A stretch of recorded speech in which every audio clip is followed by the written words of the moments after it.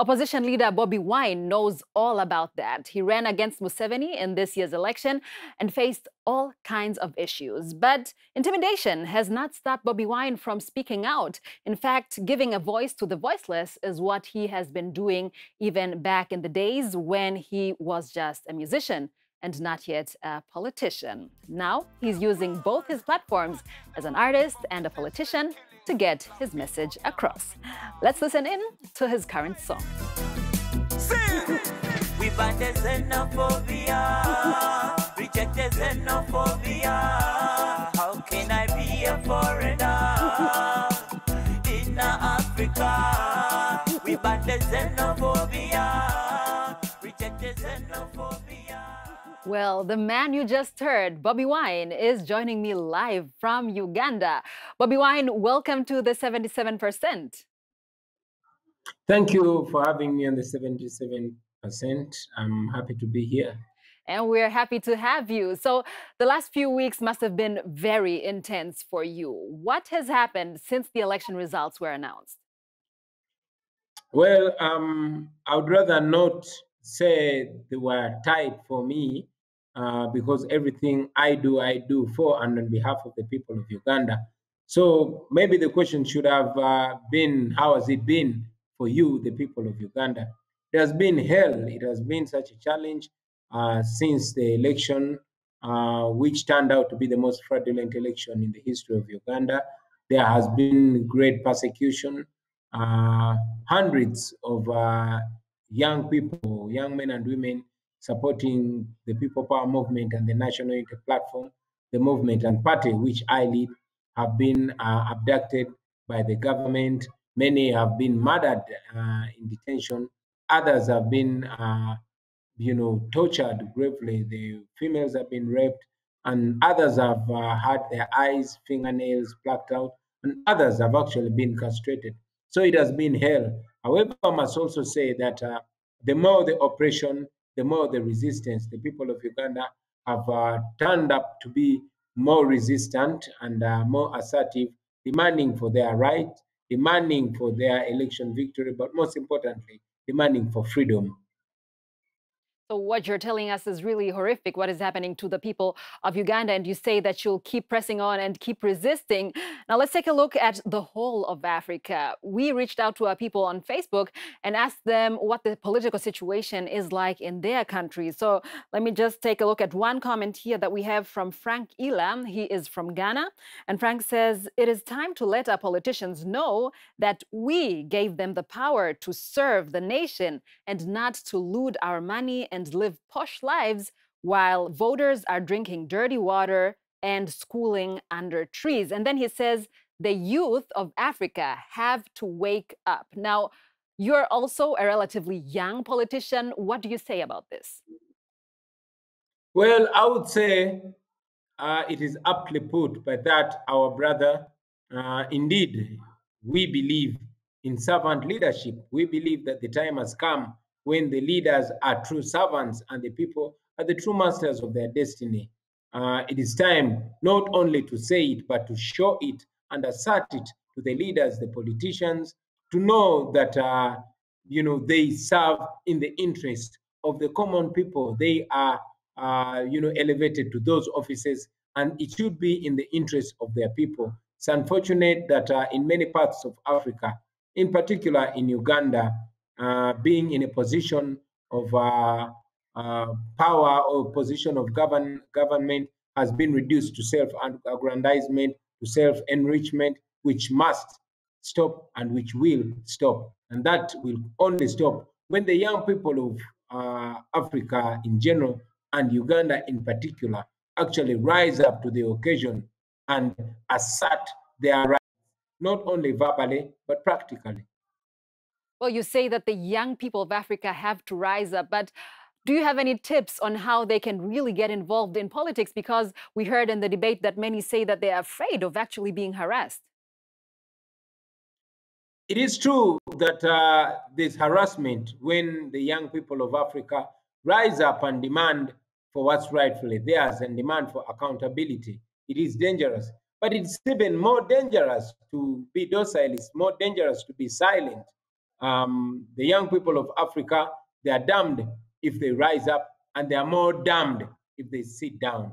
So either way, there's only one option for the people of the young people of Africa is to rise up to the occasion. We are glad that there are countries like Ghana, countries like South Africa, countries like Botswana, and others where there is relatively empowered democracy. But even countries like Uganda, where there's a semblance of democracy, every single window of elevating the power of the people should and must be used. And that is why we have been encouraging the young people, not only here in Uganda, but in Africa, to get involved in the politics of their countries, whether by standing for the elections or by actually voting or mobilizing their fellow young people to do what they can to influence from their points of strength and points of influence to see that the trajectory of their politics moves towards their benefit. This can be done. It has been done before. Once upon a time, all the democracies that we look up to have been, presided over by tyrants. I'll give an example where my good friend, President George Weah in Liberia, is presiding over a country. Once upon a time, there was a tyrant there. Once upon a time, there were tyrants in, even in Ghana, a democracy that, we look at Ghana as a beckoning of democracy. But once upon a time, there was authoritarianism there. So it is what the young people, and in particular the young people, it is what they do for their countries that turn those countries into what the countries eventually become. So you've given some positive examples there, but if we look at other countries, even if young people get more involved in politics, it doesn't mean that they can change the status quo. We still have many old men who've been in power for years. If you look at Paul Biya in Cameroon, or we have Obiang in Equatorial Guinea. So is there any way to make these people hand over power? I mean, you have tried and you failed.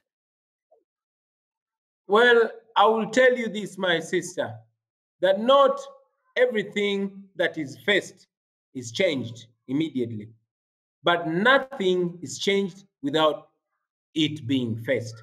So it is important for us to know that it takes people standing up. I don't look at ours as a failure, even when democracy has been disrespected, even when the people won an election and General Museveni, using the military, uh, you know, um, disrespected the will of the people and announced himself winner.